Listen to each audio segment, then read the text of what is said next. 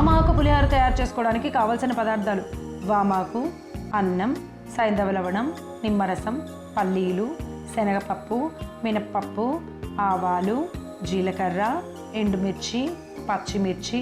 కరివేపాకు, పసుపు, కొత్తిమీర, నూనె. వామాకు పులిహోర తయారు చేసుకునే విధానం: ముందుగా స్టవ్ వెలిగించి ప్యాన్ పెట్టుకొని నూనె వేసి వేడి చేసుకోవాలి. నూనె వేడయ్యాక పల్లీలు, అరకప్పు శనగపప్పు, అరకప్పు మినప్పప్పు, 1 చెంచా ఆవాలు, 1 చెంచా జీలకర్ర వేసి చక్కగా వేగిన తరువాత పచ్చిమిర్చి ముక్కలు, ఎండుమిర్చి, కరివేపాకు, చిటికెడు ఇంగువ, కొద్దిగా పసుపు, అలాగే కడిగి కట్ చేసుకున్న